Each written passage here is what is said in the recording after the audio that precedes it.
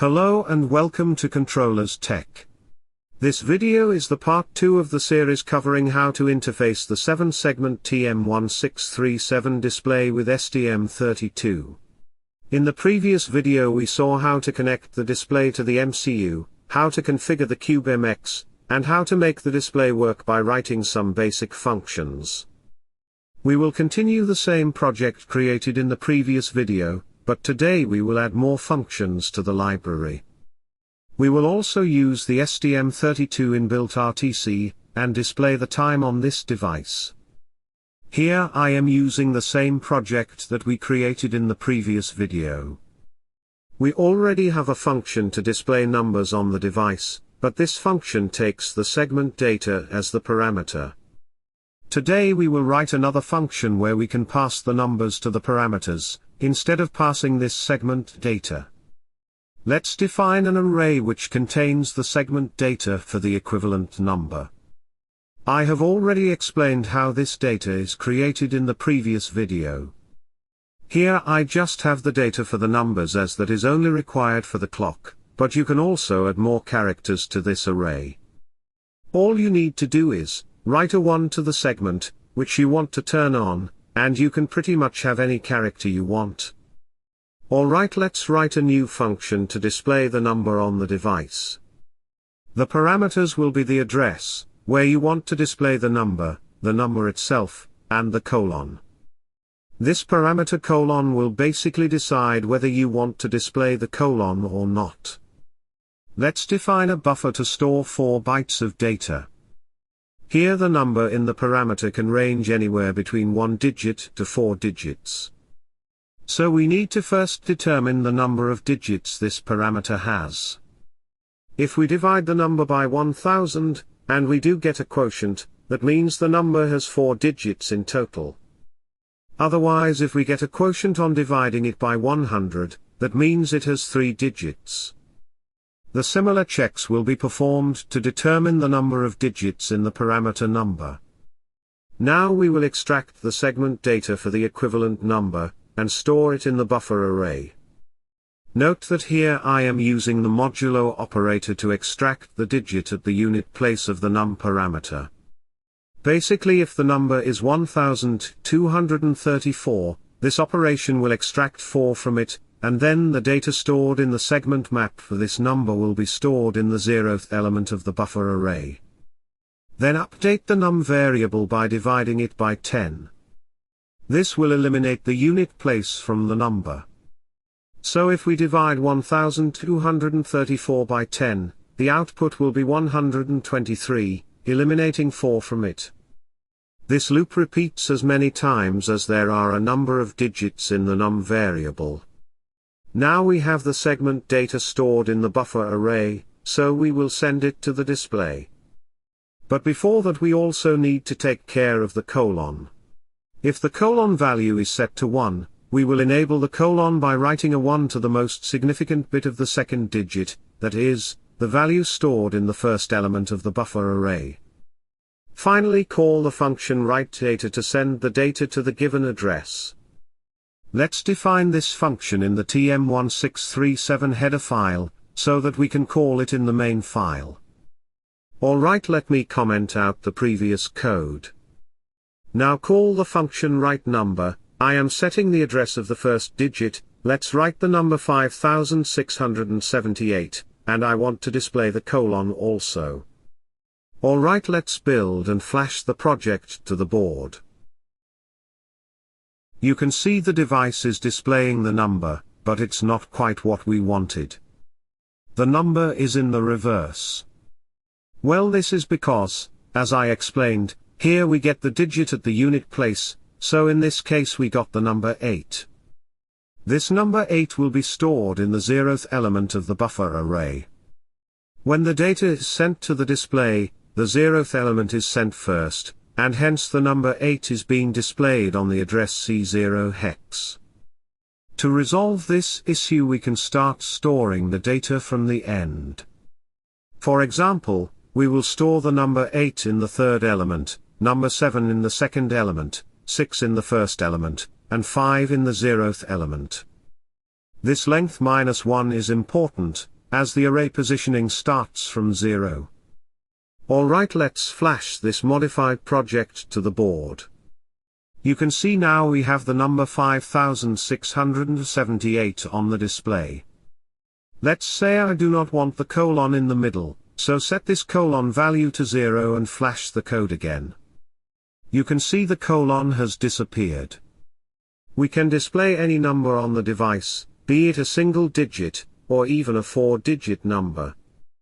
Let's display the number 95. You can see it being displayed on the device. Note that the device retains the data stored in other addresses as well, so those values will still remain there. One way you can handle it is by writing zeros on remaining digits. You can also modify the function to send the data byte with value 0 to turn off all the segments of a particular digit. We can also display the number on a particular digit. Here I want to display the number 7 on the last digit. You can see the number 7 is being displayed on the digit number 4. So we are able to display the numbers directly on the device, without having to worry about the segment data for the same. Now we will display the clock on this device. I am going to use the inbuilt RTC of the STM32 controller to save and fetch the clock data. I have already covered a tutorial explaining how to make it work. So I am not going to explain the RTC part in much detail here, instead we will focus on fetching and displaying the clock data. Let's enable the low-speed external crystal first. The blue pill has this 32.768 kHz crystal on it, and we will use it to provide the clock for the RTC. Now go to the RTC, and activate the clock source. Also activate the calendar, otherwise we won't be able to set the time. Now go to clock configuration, and change the clock source to LSE. If your controller board does not have a dedicated crystal for this, you can still use the internal oscillator of 40 kHz. Let's configure the parameters now. Set the data format to binary, so that we can directly deal in decimal values. You can leave this empty or set the current time. We are not interested in the calendar here, so leave it as it is. That is all the configuration we need. Click Save to generate the project. We will first write a separate function to set the RTC time. So scroll down to the RTC initialization function, and copy this part where the time is being set. Also comment it out as we do not want the time to set every time the board resets. Let's define a function to set the time. The parameters of this function will be hours, minutes, and seconds. Also copy the RTC time structure from the initialization function. Instead of this default time, we will pass the parameters here. Now we need to create one more function to fetch the current time from the RTC. The parameters of this function will be pointed to the array, where the current time will be stored. Define our RTC time structure where the current time will be stored. Now call the function RTC_getTime to fetch the current time and store it in the structure we just defined. The data will be stored in the binary format. Now we need to copy the time data from the structure to our array. All three elements of the time data have values in 2-digit format. So we will store the unit place digit first, and the tens place digit. Repeat the same process for minutes and hours. Now we have separated the time into 6 different digits, which is stored in an array of 6 bytes. There is one important thing I forgot while setting the time. After the time is set, we will write a random value to the RTC backup register. This register is used to make sure that the time does not reset when the MCU resets for some reason. You can write any random value to this register. In the main function, after everything has been initialized, we will set the time. But before setting the time, we need to make sure that the backup register does not has the same value which we stored into it. If the backup register has the same value, that means the time was already set, and we will not set it again.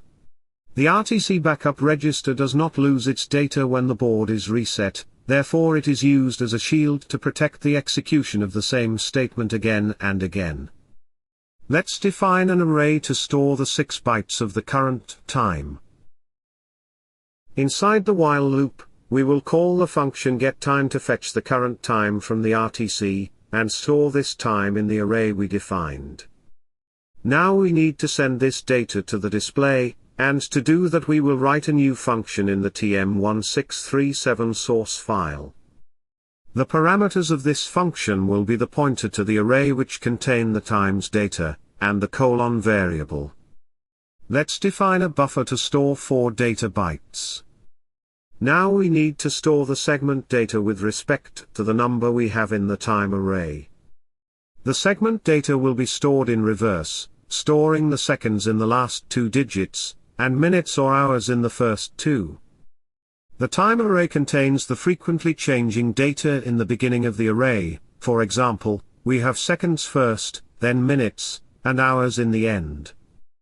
The time array already contains the individual numbers, so we don't need to extract them as we did in the previous function. This much should be enough to display the time, but we also need to deal with the colon part. I want the colon to blink every second, usually that is how it is in most of the clocks. Let's define static variables d:, and schange. The d: variable will be used to change the colon state every second. But we don't know how frequently this function will be called. For example, you can use this code in FreeRTOS, and call this function every 100 milliseconds. In order to make sure that a second has been passed, we will compare the value of the schange variable with the first element of the time array. This element contains the unit digit of the second. If the value here is different, that means 1 second has been passed, and we can change the state of the d: variable. But again, this change in the state of the d: depends on whether the colon variable is set to 1 or not. Now if the d: is changed to true, we will update the first element of the buffer by writing a 1 in the 7th bit. Otherwise leave the data as it is. Now update the schange variable with the latest value of the unit position in the time array. Also, we don't want to send the data continuously, so we will call the send function here itself. This will only send the data to the device if there is some change in the unit position in the time array. I am calling it unit position because, since we have only 4 digits in the display, we can either display minutes with seconds, or hours with minutes. In either case, the unit position contains the data which changes most often. Alright, let's define this function in the header file, so that we can call in from the main file.